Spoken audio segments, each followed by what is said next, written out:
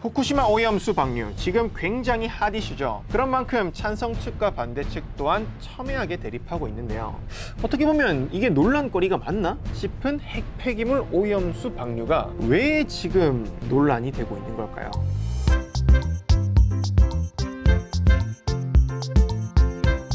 오늘 준비한 타이틀은 후쿠시마 원전수 방류 논란 깔끔하게 정리해 드립니다. 판단은 스스로라고 붙여뒀는데요.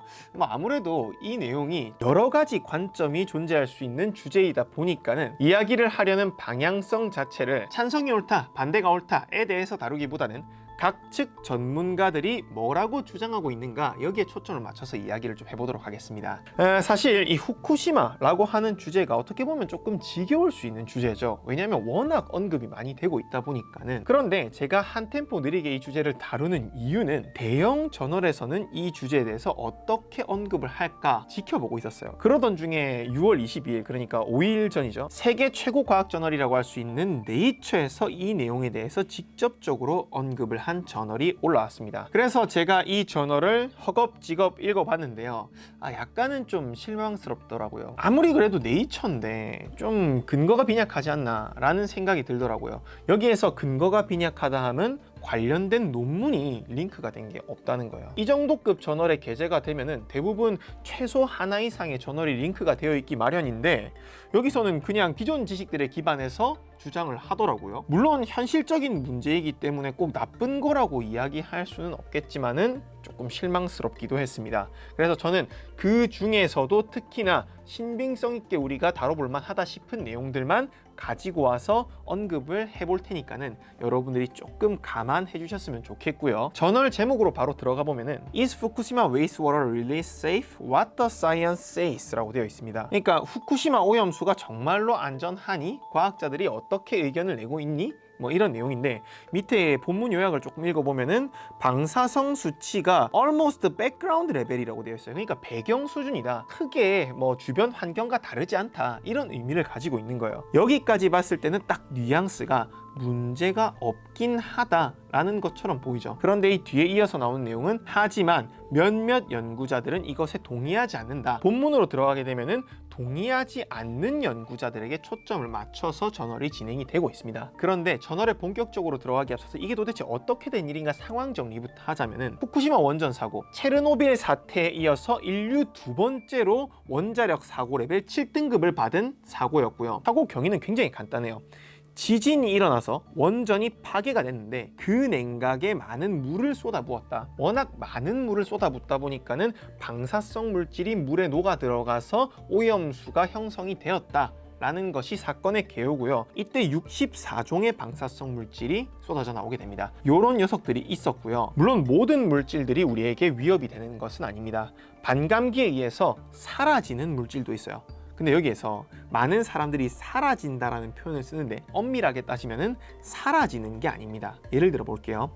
아까 이야기했던 아이오딘 131 있죠. 얘는 상당히 불안정한 물질이야. 그래서 시간이 지나면서 점점 그 안정한 형태인 131 제논으로 형태를 바꾸게 돼요. 바꾸는 과정 속에서 베타 파티클, 그러니까는 베타선이라고 하는 방사선이 방출이 되게 됩니다. 이 녀석이 우리에게 닿게 되면은 세포를 파괴하거나 하는 안 좋은 영향을 미치기 때문에 우리한테 위협이 되는 거란 말이에요. 근데 여기에 나와 있는 반감기라는 개념은 요오드 131이 100개가 있었을 때 반으로 줄어드는 기간이라고 보시면 돼요.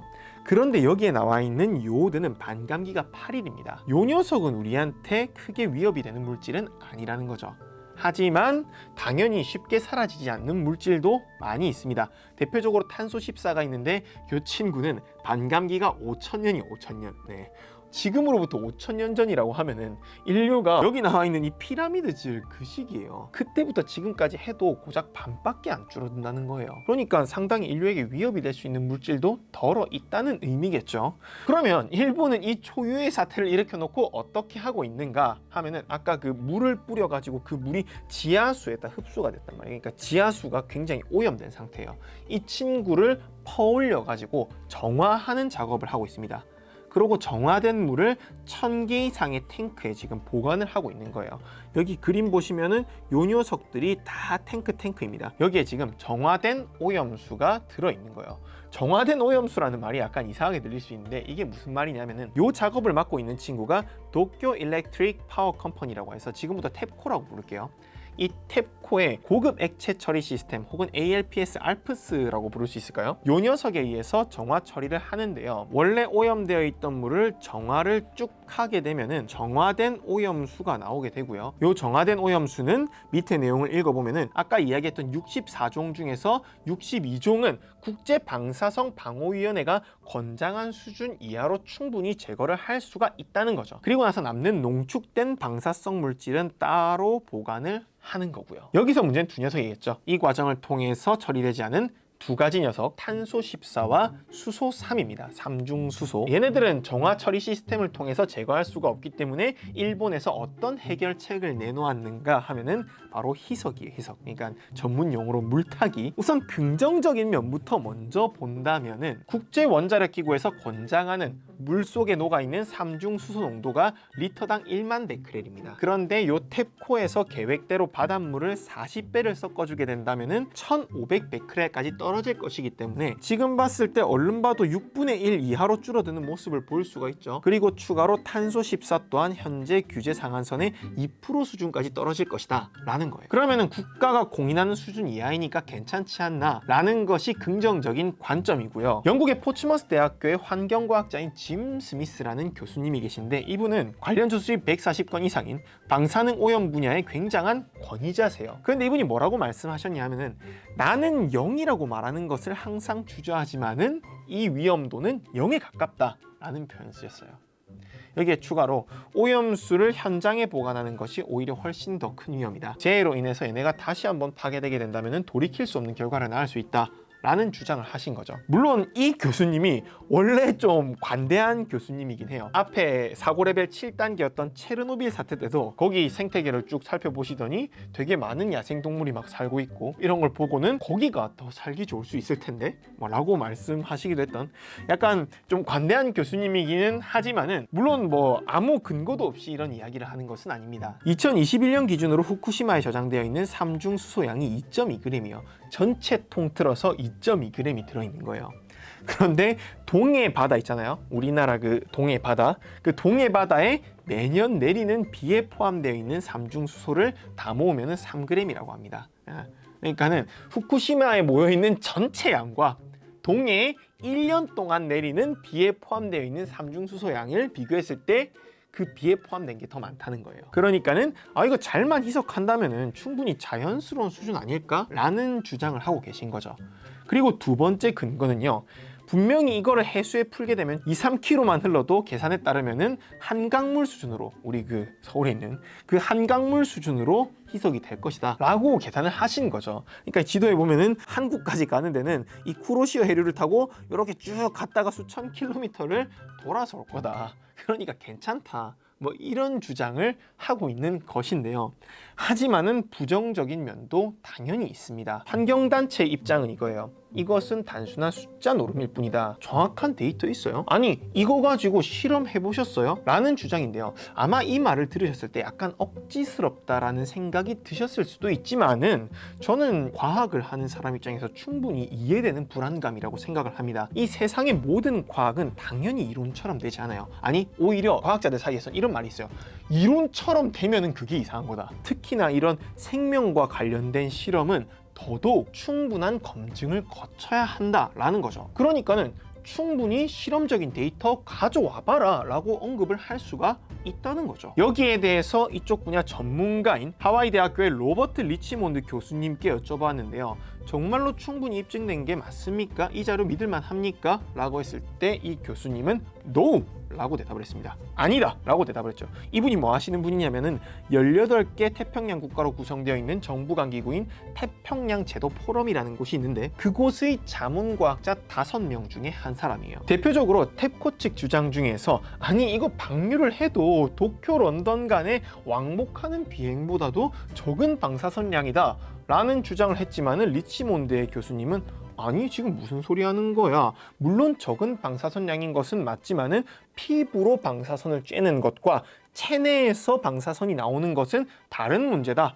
피부는 방사선 차단 능력이 있지만은 우리가 진짜 우려하고 있는 것은 섭취다. 섭취를 하게 되면은 몸 내부적으로 방사선이 나올 것이기 때문에 그 방사선은 우리가 기준치로 삼고 있는 양보다 훨씬 작다고 하더라도 몸에 치명적인 영향을 줄 수 있다. 그렇기 때문에 안 된다. 충분히 일리 있는 이야기죠. 그리고 추가로 여기에서 생물 농축에 대한 언급을 하시기도 했는데요. 생물 농축을 통하면 방사선 농도가 수십 배로 증가할 것이다. 이게 무슨 말이냐? 원래 이 방사성 물질이 식물성 플랑크톤이나 해조류에 들어갔을 때는 미량일 수 있어요. 그래서 전혀 측정이 되지 않을 정도의 양일 수 있지만은 여기에서 추가로 잡아먹고 하면은 그 방사선 양이 계속 늘어나서 처음에는 측정되지 않을 정도로 작았던 방사선 양이 이 쥐돌고래까지 갔을 때는 최초로 측정이 되었던 동물성 플랑크톤의 양과 비교해도 10배가 넘는 양이죠.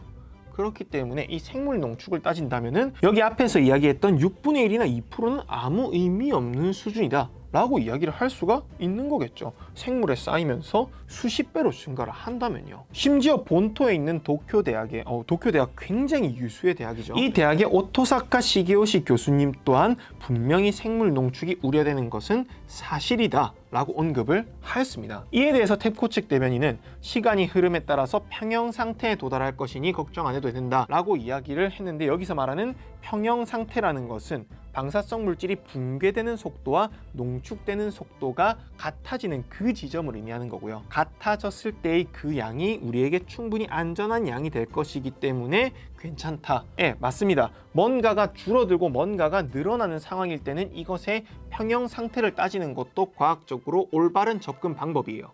그래서 일리는 있지만은 정말로 이게 안전한 양에서 평형 상태를 이룰지는 모르는 거겠죠. 그냥 추측에 불과하죠. 추가로 탭코 측에서 아니 왜 우리한테만 그래 하고 들고 일어나는 것도 있었는데요. 영국의 헤이샴 원자력 발전소와 셸라필드 핵 연료 처리 공장에서는 매년 400에서 2000 테라베크렐을 방류하고 있으나 딱히 문제된 거 없었다. 우리는 그것보다 훨씬 작은 양인 22 테라베크렐만 방류할 테니까 조금 허가해줘라 라고 이제 주장을 하고 있는 건데, 실제로 굉장히 많은 양을 이미 방류를 하고 있다면은 조금 억울할 수 있는 부분도 없지 않아 있을까 싶으면서도, 아니 영국은 주변 국가들의 승인을 받은 것이니까 괜찮은 거고, 지금 일본은 이제 이러한 주변 국가에서 반발을 계속 하고 일어난다면은 그래도 아무리 작은 양이라도 방류를 하면 안 되지 않나 이런 생각도 들고요. 아무튼 여기까지가 저널과 관련된 내용이었고요. 이 저널을 읽으면서 제가 좀 느낀 점이 약간 조금 뇌피셜이 다소 많지 않나, 유명 저널에 올라온 것 치고는 라는 생각이 여기 나와 있는 것처럼 들었었고요. 그러다 보니까는 시민들의 불안감이 증폭되는 것도 당연하다고 저는 생각을 합니다. 여기까지 했을 때 총정리 겸 저희 개인적인 생각으로는, 솔직히 이 과학하는 사람의 입장으로서 수치를 가장 먼저 고려하지 않을 수는 없어요. 그렇기 때문에 아마 큰 문제는 없지 않을까 하는 생각이 들면서, 동시에 그렇다고 큰 문제가 없을 것 같기 때문에 방류를 해도 되나? 그거는 전 다른 차원의 문제라고 생각을 하는데요. 이 사람의 기분 문제도 분명히 있단 말이에요. 이게 무슨 얘기냐 하면은, 싱가포르의 물 부족 사태를 해결했던 뉴워터 시스템이라는 것이 있습니다. 싱가포르에서 발생하는 모든 물들을 한 곳에 다 모아, 그러니까는 나의 어떤 이 소변으로 인해서 나오는 더러운 하수, 막 신발 씻은 물 이런 거 포함해가지고 다 모읍니다. 그러고 정화를 시켜요. 그러고 나서 다시 사용할 수 있도록 급수를 하는 건데요. 이게 말이 뉴워터 시스템이지 막말로 남의 오줌을 정화시킨 것을 먹는다는 거예요. 아무리 수치상으로 깨끗하다고 하더라도 여러분들 같으면 먹고 싶으신가요? 저는 조금 꺼려질 것 같은 생각이 들거든요. 그렇기 때문에 수치상으로 아무리 문제가 없더라도 이 기분의 문제도 당연히 고려를 해야만 한다면은, 저는 정말로 방류를 해야 될지 말아야 될지 잘 모르겠다는 생각이 드네요. 여기까지 이야기를 들어보시고 직접적인 가치 판단은 본인 스스로 하시기를 바랍니다. 제가 오늘 준비한 이야기는 여기까지이며, 저는 다음 시간에 더욱 흥미로운 과학 기사로 찾아오도록 하겠습니다.